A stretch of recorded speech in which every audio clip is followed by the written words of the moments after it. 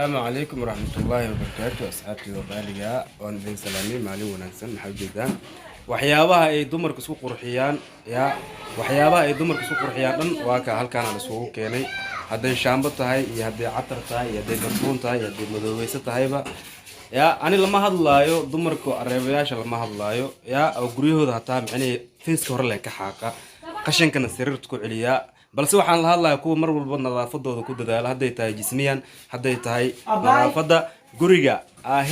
naga da waa kaayde laan dheer balaankiisa ku dhacay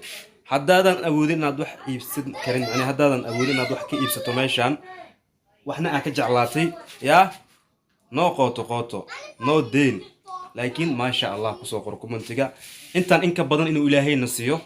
hadhiin macna iska faalaan dhinac ka qaadan dhinac faaruq ee maxaa waa hadhiin ninkii saaxiibkiina ahaa waay waxyaabo jecel haddaa tahay nadaafad jecel marka waxaan ku leeyahay waa ka yaan laga dhamaysan adna qaado saaxiibadaadna u qaad baqilnimada iska daayaan ku dhaay dadka qaar waxay jecel yihiin lacagta inay soo gasho mooyina ma jecla balse inay bixiyaan lacagta markaad ku bixiso naftaada way ku soo gilaymaa balse haddaad naftaada ka xasido ayadana waxay kugu noqonaysaa xaasid ayay kugu noqonayaa waa ka dukaanka ugu shidan ku yaala dhagaxley waxaa laga yaabaa inaad isweydiiso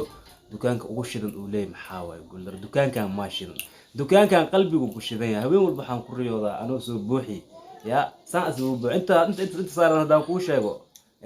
maskaxdaadu way xanuunayaan ku dhamma tirin kartaa sababtoo ada xisaabtu way ku dhibay mugto ku ogaay xisaab fiican ma taqaanade marka intaas ma lagu mashquulinayo waxaan ku leeyahay adna imaw saaxiibadaada hore u soo kaxay shopping wanaagsan waa laga dhisaan ku dhaaya meeshan wax walba waa la keenaa hor leh waa lagu yaaca waa la keenaa waa ka